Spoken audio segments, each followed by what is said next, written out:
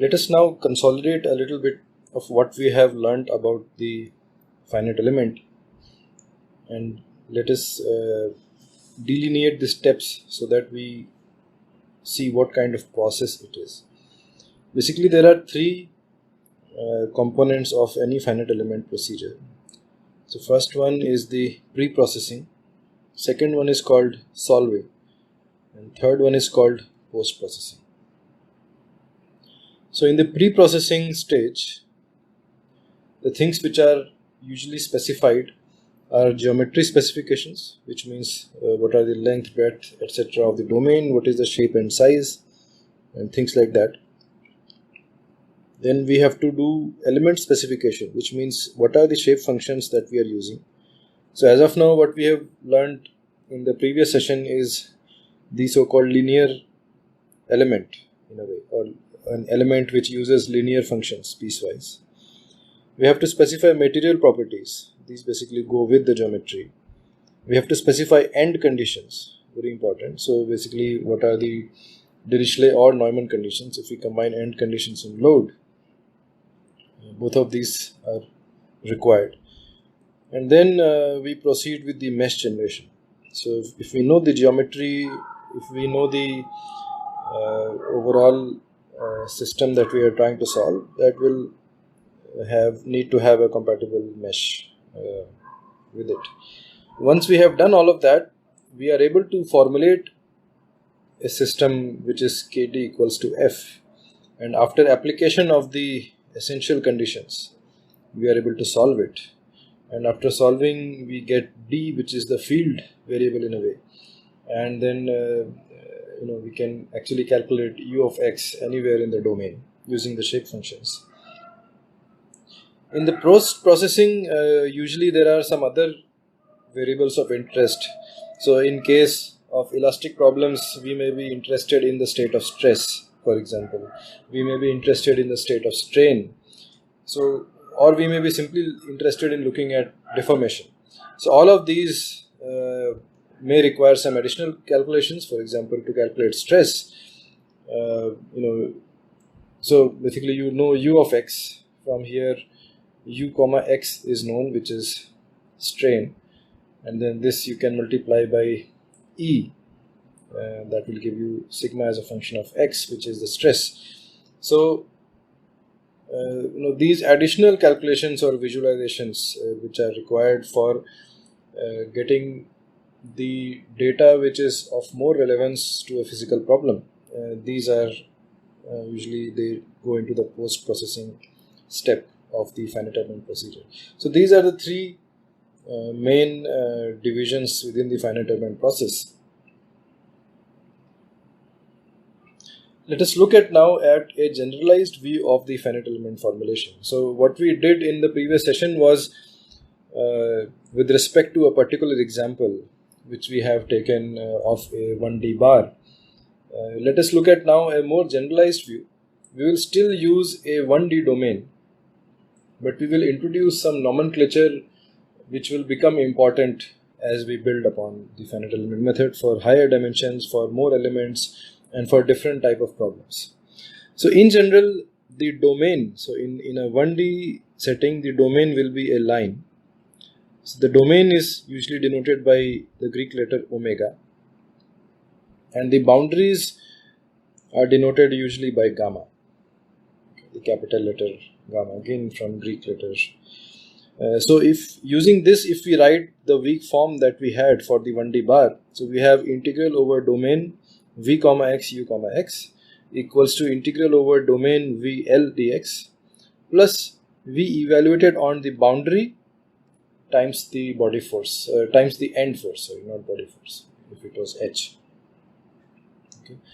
And then we said that u of x, we are interpolating, or we are defining piece by piece as n times d, where n of x are piecewise shape functions. Okay, so in the, if you recall from the previous session, each element had two nodes, let's say a and b, and we had defined shape functions na and nb for each element. So these are the piecewise shape functions. Similarly, since we are using a Galerkin approach, we are using the same shape functions for v as well.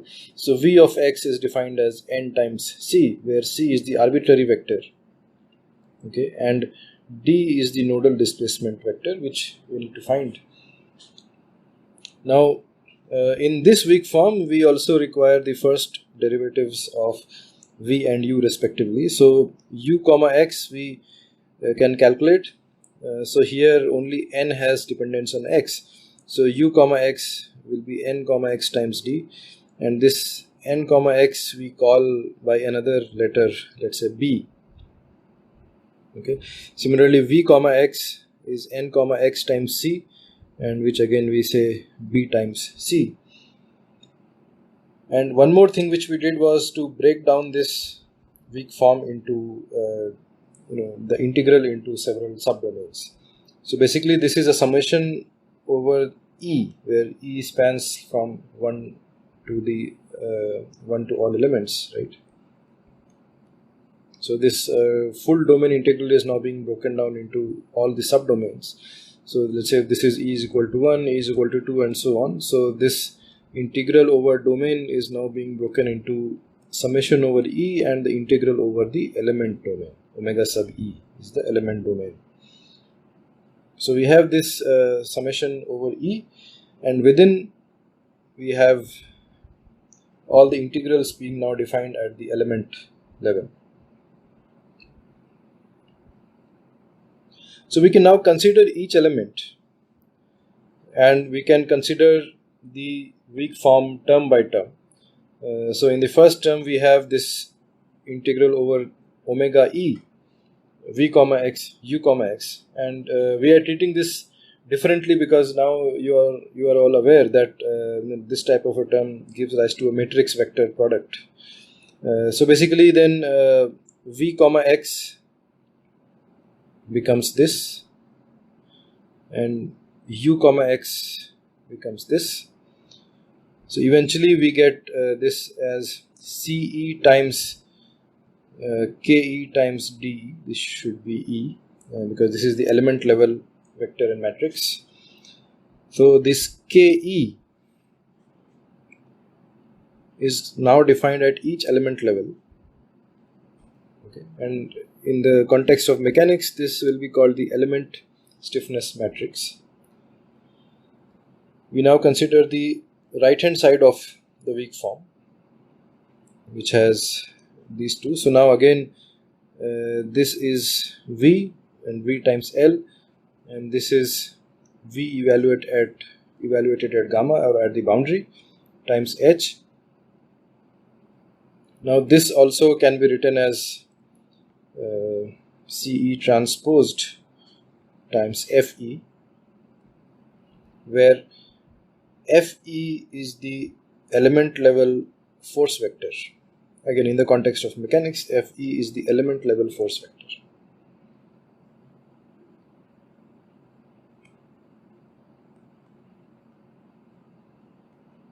Okay.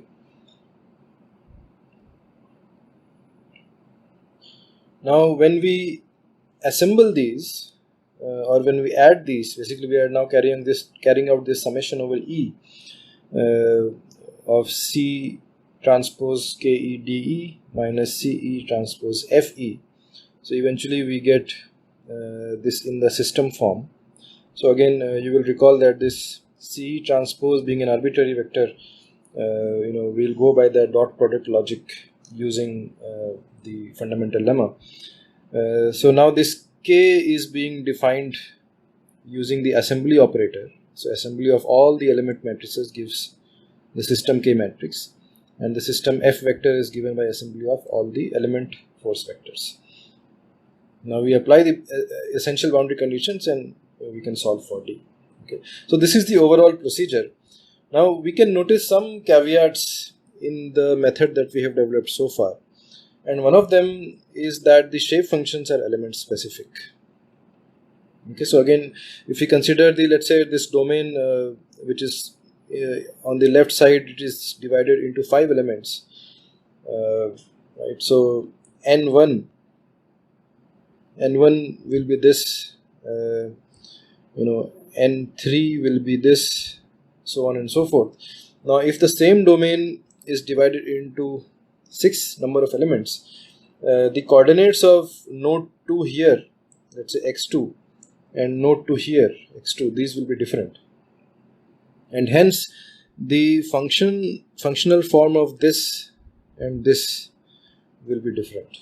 Okay, so one of the problem is that the shape functions are element specific, and that causes a challenge in programming, because now for each element you have to generate different function.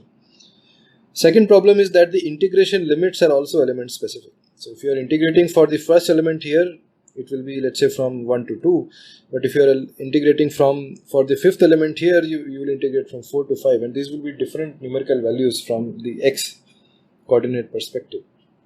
So basically it is difficult to write a for loop which can do this summation of E to compute KE and FE and then subsequently K and F. Okay. So there are very elegant solutions to overcome this problem, and that is what we will see next.